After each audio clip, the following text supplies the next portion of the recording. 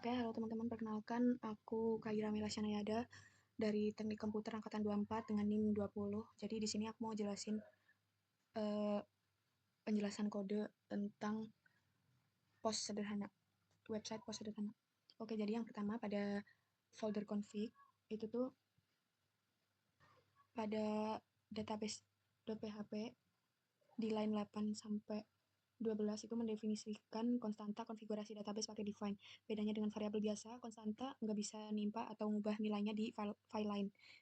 Nah, terus pada line 15 sampai 18 itu tuh membangun string DSN atau data source name. Nah, format khusus yang dibutuhkan PDO buat tahu cara connect ke database. Nah, lalu pada line 21 sampai 30 itu ada 3 option penting PDO. Yang pertama ada error mode exception di line 23. Nah, itu tuh kalau ada error SQL, PHP itu langsung lempar exception tanpa ini. Error diam-diam diabaikan dan kode terus jalan dengan data yang salah. Nah, terus yang kedua ada fetch as such di line 26 itu hasil query bisa diakses pakai nama kolom seperti row nama produk, bukan row 0 gitu. Nah, terus yang ketiga ada emulate prepares di line 29. Nah, ini tuh mematikan emulasi prepare statement. Pakai yang asli dari MySQL. Ini tuh lebih lebih aman dari SQL injection.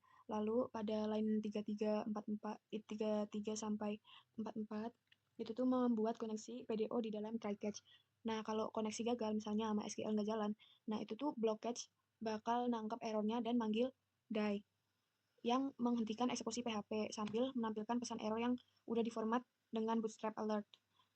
Di line 42, memastikan pesan error nggak bisa menyisipkan HTML berbahaya. Lalu yang kedua ada login.php, itu di line 7, itu wajib dipanggil di baris paling awal sebelum output HTML apapun. Ini tuh mengaktifkan sistem session PHP. Tanpa ini, nanti session nggak bisa dipakai sama sekali. Nah, terus di line 10 sampai 13 itu kalau yang session user ID udah ada, artinya user udah login sebelumnya. Langsung redirect ke dashboard, nggak perlu lanjut render ke halaman login. Pola ini tuh biasanya disebut early return. Jadi pulang cepat kalau kondisi udah terpenuhi. Exit setelah header itu wajib kalau nggak ada PHP tetap lanjut eksekusi meski browser udah di redirect. Nah, di line 16 sampai 17 itu inisialisasi dua variabel kosong di awal. Username input dipakai buat ngisi ulang file username di form kalau loginnya tuh gagal. Biar user nggak perlu ngetik ulang username-nya lagi. Terus di line 22 itu ngecek apakah ngecek apakah halaman ini dibuka karena form di submit atau hanya dikunjungin kayak biasa. Terus di line 25 itu trim tuh membersihkan spasi di depan dan belakang input. Operator tanda tanya itu adalah null colesking yang artinya tuh kalau post username nggak ada pakai string kosong sebagai gantinya. Ini tuh mencegah error PHP jika file nggak kekirim. Terus di line 27 itu konversi karakter HTML berbahaya seperti dan LT dan GT dan quote menjadi karakter aman sebelum ditampilkan kembali ke form. Ini tuh mencegah cross-site scripting. Terus di line 30 itu validasi sederhana kalau salah satu kosong. Jangan lanjut ke query database. Empty menganggap string petik petik satu itu sebagai kosong. Lalu di line 34 itu baru load koneksi database di sini, bukan di awal file. Ini efisien kalau validasi di line 30 gagal. Nggak perlu connect ke database sama sekali. Terus di line 38 sampai 41 itu prepare statement. Tanda tanda tanya itu placeholder. Nilai username nggak langsung dimasukkan ke dalam string SQL tapi dikirim terpisah lewat execute. Nah, ini tuh yang mencegah SQL injection. Limit 1 memastikan maksimal satu baris yang dikembalikan. Nah, pada line 45 itu dua kondisi harus terpenuhi sekaligus. Jadi user tuh nggak false, terus password verify mengembalikan true. Fungsi password verify itu membandingkan password plain text dengan hash yang tersimpan di database. Ini tuh cara buat ngecek password yang disimpan dengan password hash. Terus pada line 48 sampai 50 ini tuh menyimpan 3 data user ke session. Data ini bakal tersedia di semua halaman lain selama session masih aktif. Cuma disimpan yang diperluin aja. Jangan simpan password ke session. Nah, terus pada line 54 itu setelah login berhasil, PHP membuat session ID baru dan menghapus session ID yang lama. Ini mencegah session fixation attack, yaitu serangan di mana hacker yang sudah punya session ID kosong bisa ngambil alih session setelah korban login. Nah, terus di line 62 itu pesan error sengaja dibuat generik, nggak bilang username tidak ditemukan apa password salah. Kalau spesifik, hacker bisa pakai itu buat nebak. Coba berbagai username sampai pesannya berubah jadi password salah. Berarti username itu valid. Nah, di line 78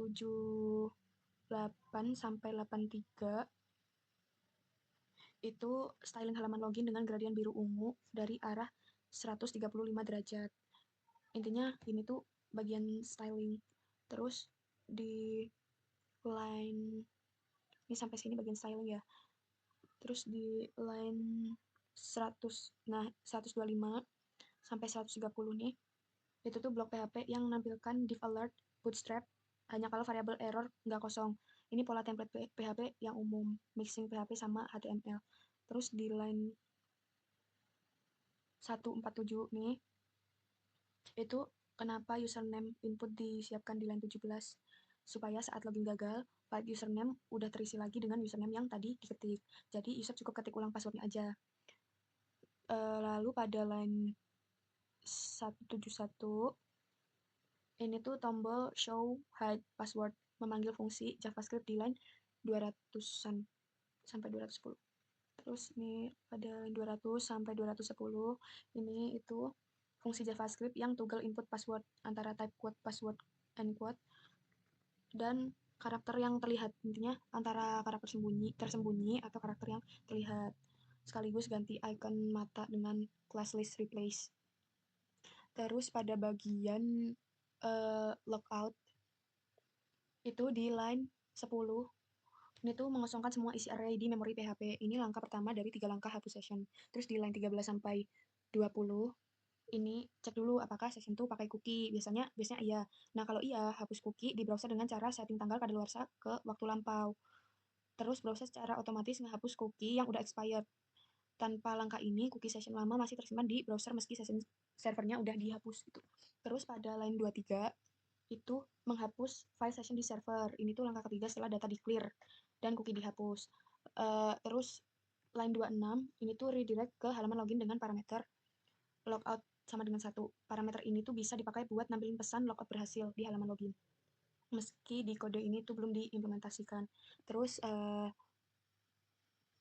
lalu pada bagian includes, pada folder includes di function.php itu pada line 11 sampai 13 itu parameter angka jumlah desimal, pemisah ribuan, jadi yang awalnya kayak nggak ada titiknya gitu, jadi dikasih titik, terus ditambahin RP. Jadi ini tuh buat format mata uang. Terus pada line 19 sampai 23 itu tuh fungsi proteksi halaman alternatif. Sebenarnya header.php sudah auto check login, tapi fungsi ini tersedia juga kalau ada halaman yang nggak pakai header.php. Perhatikan fungsi ini butuh session sudah di start duluan sebelum dipanggil. Nah, pada line 29 sampai 40 itu tuh parameter tipe sama dengan sukses adalah default value. Kalau fungsi dipanggil tanpa parameter kedua, otomatis pakai success. Block match di line 30 sampai 35 adalah cara modern PHP 8 versi 8.0 buat milih nilai berdasarkan kondisi. Terus di line 46 sampai 58 itu fungsi nerima objek PDO sebagai parameter karena fungsi tidak punya akses ke variabel global secara otomatis. Nah, terus di line 47 4748 ini tuh format YMD .ymd.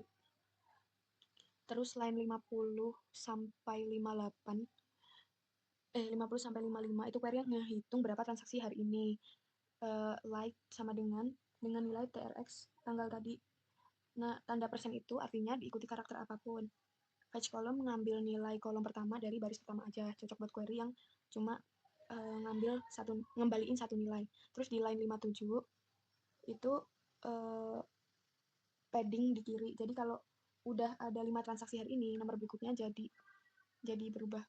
Terus di line 64 sampai 66 itu 3 fungsi di rantai: trim buat hapus spasi, strip text buat hapus semua tag HTML PHP, terus HTML special charge itu escape karakter HTML yang tersisa. Fungsi ini tuh jarang dipakai di kode ini, kebanyakan langsung pakai HTML special charge saat output ke HTML. Oke, yang kedua dari folder ini yaitu ada header PHP yang dimana di line 8 sampai 10 itu cek status session dulu sebelum start. Nah, PHP session none itu artinya belum ada session aktif. Ini tuh mencegah error session already start yang muncul kalau session start dipanggil lebih dari sekali.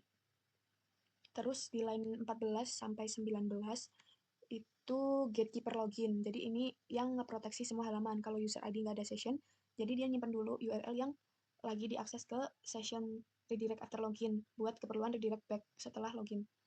Lalu redirect ke halaman login. Terus di line 16 itu server require URI itu berisi path URL lengkap beserta query string. Nah, di line 29 sampai 30 itu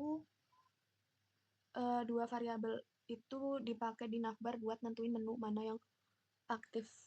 Lalu di line 37 itu kan pakai tanda tanya, berarti pakai page title kalau nggak ada pakai sistem post. Variabel page title itu di set di masing-masing halaman sebelum include header. Contoh di dashboard PHP line 2 di ini. Nah, terus di line 73 itu temari operator buat nambahin kelas aktif kalau halaman saat ini tuh di dashboard. Nah, dengan ini link navbar yang sesuai halaman aktif bakal punya tampilan beda. Terus di line 79 itu menu produk cek berdasarkan direktori produk bukan nama file, karena folder produk itu punya banyak file. Semuanya harus meng-highlight menu produk. Terus line 107 itu yang first itu membuat huruf pertama jadi kapital. Jadi kalau role di database itu admin, ditampilkan sebagai admin. Terus pada line 130 itu pembukaan LT div gt itu konten yang akan ditutup di footer PHP. Ini makanya header PHP sama footer harus dipasangin. Kalau pakai satu tanpa yang lain itu nanti bakal nggak valid HTML-nya. Oke, selanjutnya pada footer. Jadi di footer itu di line ketiga itu menutup div class quote container yang dibuka di header PHP line 130 tadi. Nah, komentar HTML di sini tuh ngebantu programmer tahu ini pasangan dari mana. Terus line 78 itu .y otomatis menampilkan tahun saat ini, tidak perlu update manual seperti tahun ganti untuk antisipasi kalau session sudah expired tapi footer masih di render. Nah, di line 12 ini bootstrap JavaScript dimuat di footer, bukan di LT head gt. Ini JavaScript tuh yang nggak kritis sebaiknya dimuat di akhir supaya halaman bisa ditampilkan lebih cepat ke user. Terus selanjutnya ada dashboard.php di line 2 sampai 4 itu 3 baris setup yang hampir selalu sama di semua halaman. Urutan pentingnya dari page title dulu sebelum header PHP karena header menggunakannya di line 37. Terus yang di line 17 itu query satu baris tanpa prepare statement aman karena nggak ada input user di query ini, jadi nggak ada resiko SQL injection. Nah, terus di line 18 itu kalau nggak ada transaksi hari ini, sum total akan ngambil 0. Nah, coles menggantikannya dengan 0. Tanpa ini, number format di line 65 akan menghasilkan output yang tidak diharapkan. Terus di line 20, batas menipis di hardcore sebagai 10. Ini bisa ditingkatkan dengan membuat konstanta atau setting yang bisa dikonfigurasi. Oke, ini tampilannya. Terus di line lalu selanjutnya pada produk yang pertama di line 16 sampai 19 itu left join dipakai buat inner join. Artinya produk yang nggak punya kategori ID kategori 0 tetap muncul dengan nama kategori bernilai 0. Produk terbaru tampil di atas. Terus di line 21 sampai 22 catch all itu ngambil semua baris sekaligus ke array PHP. Ini cocok buat data yang nggak terlalu banyak. Terus line 26 ini setelah tambah, edit, hapus produk itu halaman tersebut redirect ke sini dengan parameter pesan sama dengan tambah, pesan sama dengan edit, atau pesan sama dengan hapus. Nah, line ini tuh buat ngebaca parameter buat menampilkan alert yang sesuai di line 41 sampai 56. Nah, lalu di line 41 sampai 56 ini itu tuh pola flash message, pesan sukses yang muncul sekali setelah aksi diimplementasikan dengan garis string sederhana. Dengan cara ini itu kalau user request salah, malahan pesan masih muncul lagi karena URL nggak berubah. Alternatif yang lebih baik ya pakai session buat flash message lalu unset setelah ditampilkan. Terus di line 96 itu tuh tanda tanya 2 itu menangani kasus produk tanpa kategori left join menghasilkan 0. Nah, tampilkan tanpa kategori sebagai fallback. Terus line 102 itu inline kondisi untuk warna batch stok. Kalau stoknya lebih kecil, lebih sedikit dari 10, batch bakal warna merah. Kalau lebih besar sama dengan 10, nanti warnanya hijau. Terus di line 117, nah ini tuh konfirmasi browser natif sebelum hapus return confirm. Kalau user klik cancel, link nggak diikuti HTML special charge. Di sini penting karena nama produk disisipkan ke dalam string JavaScript. Kalau ada tanda kutip di nama produk bisa break JavaScript-nya. Terus pada tambah itu di line 13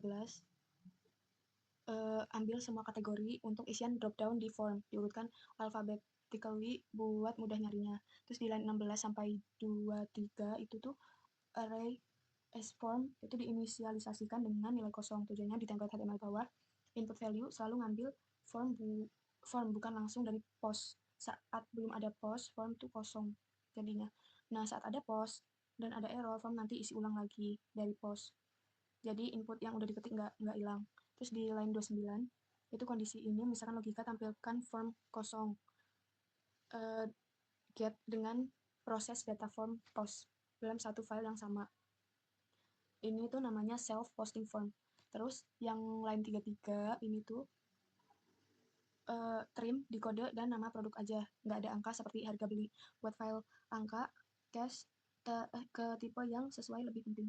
Terus di line 42 sampai 45 itu validasi satu baris per kondisi atau error push ke array tanpa indeks. Jadi semua error nanti dikumpulin dulu dan ditampilin sekaligus di bawah, bukan stop di error pertama. Nah, terus di line 48 sampai 54 ini tuh cek duplikat kode baru dilakukan kalau validasi dasar lolos. Nggak perlu query ke database. Kalau data dasar aja udah invalid, hanya ambil kolom ID aja, bukan select, karena cukup tahu apakah ada data yang cocok. Nggak perlu seluruh datanya. Terus di line 57 sampai 71, nah ini tuh insert pakai name parameter. Biar lebih mudah dibaca dibandingkan positional parameter. Terus di line 70 itu kan operator tanda tanya atau Elvis operator. Kalau form ID kategori false itu simpan dulu ke database. Nah, terus line 74 ini redirect setelah simpan berhasil. Ini tuh pola post redirect get. Tanpa ini kalau user refresh halaman setelah disimpan, browser tuh bakal tanya kirim ulang data form dan data bisa tersimpan 2 kali.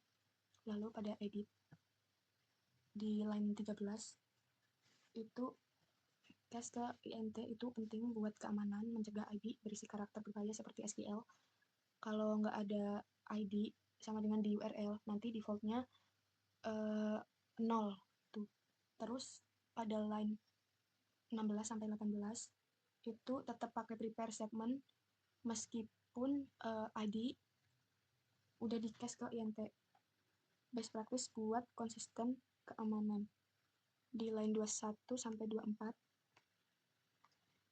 itu guard clause kalau ID nggak valid atau nggak ketemu di database nanti langsung keluar. Terus di line 30 itu satu baris isi form dengan semua data produk sekaligus. Nanti array menghasilkan fetch jika udah punya key yang sama dengan nama kolom di database. Terus di line 54 kan kondisi n, id, tanda seru sama dengan ini tuh krusial buat diedit gitu. Nah kalau nggak ada ini, produk tuh nanti produk yang lagi diedit itu nanti akan menganggap duplikat kodenya sendiri. Dengan kondisi ini, cari produk lain yang pakai kode yang sama tapi bukan produk ini sendiri. Lalu pada produk hapus PHP itu di line 9 itu file ini nggak pakai header PHP, jadi session nggak otomatis di start, tetap perlu di session start karena file ini melakukan aksi yang seharusnya hanya bisa dilakukan user yang login. Terus di line 13 sama seperti edit PHP. Nah, terus di line 16 sampai 19 itu validasi ID harus positif kalau 0 atau negatif. Langsung redirect. Terus di line 22 sampai 24 ini cek keberadaan produk dulu sebelum delete. Ini penting buat mastiin nggak menghapus sesuatu yang nggak ada dan juga buat mendapatkan nama produk kalau perlu dipakai di pesan log. Di line 28 sampai 29 itu tetap pakai prepare statement buat ngedelete. Terus di transaksi pada index.php di line 13 sampai 15 itu inisialisasi keranjang sekali. Kalau belum ada buat array kosong, pas udah ada blok ini tuh dilewati dan data keranjang yang ada biar tetap terjaga. Di line 22 itu satu halaman menangani 3 aksi berbeda, tambah, hapus, kosong melalui hidden input. Terus di line 27 itu memastikan katanya minimal 1, nggak boleh menambah 0 atau negatif item di form saat ini. Jadi atau jumlah itu selalu 1. Terus di line 36 sampai 38 itu sebelum tambah ke keranjang hitung total GTY yang akan ada. Lalu pada line 41 validasi stok di level keranjang sebelum bayar. Kalau stok nggak cukup, simpan pesan error ke session. Lalu pada line 45 sampai 48 itu kalau produk udah ada di keranjang, update KTY dan hitung ulang subtotal, nggak buat entry baru. Terus di line 50 sampai 56 itu kalau produk belum ada di keranjang buat entry baru ke array menggunakan ID produk biar mudahkan cek apakah produk ini tuh udah ada apa belum. Nah terus di line 65 itu unset buat menghapus satu elemen dari array session berdasarkan key.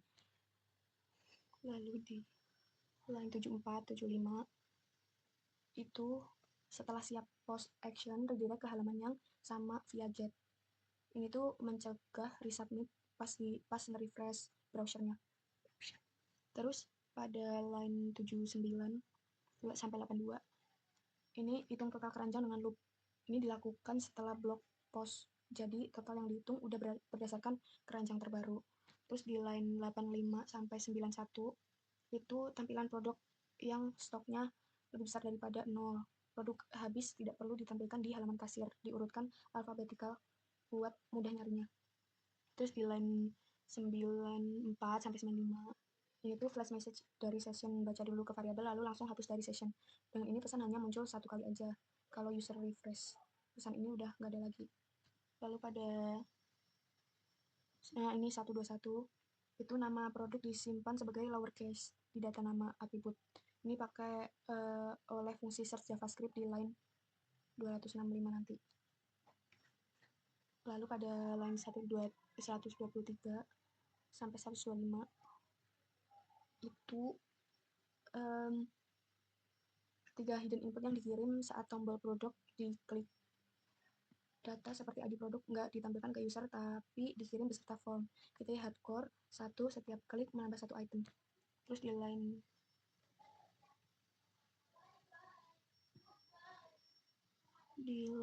228 itu atribut min di input bayar di set ke nilai total. Browser nggak akan mengizinkan submit kalau user isi kurang dari total.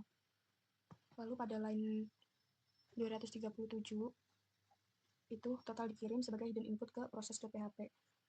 Sebenarnya ini tuh kurang aman nilai ini tuh bisa dimanipulasi user di browser. Harusnya proses PHP itu menghitung ulang total dari keranjang session. Nggak percaya begitu aja pada nilai yang dikirim form. Terus pada line 250 sampai 261 itu JavaScript murni, nggak perlu library apapun. Hitung kembalian sama dengan bayar kurangi total, lalu update teks di elemen kembalian. Kalau kembalian negatif, tampilkan uang kurang dengan warna merah. Terus di line 251 itu nilai PHP total disisipkan langsung ke dalam JavaScript. Ini tuh teknik umum buat melempar data dari PHP ke JavaScript. Terus line 264 sampai 268 itu event listener yang berjalan setiap kali isi input berubah. Loop setiap produk item dibandingkan data nama dengan query pencarian. Kalau nggak cocok, sembunyikan display yang display non itu. Kalau cocok nanti ditampilkan.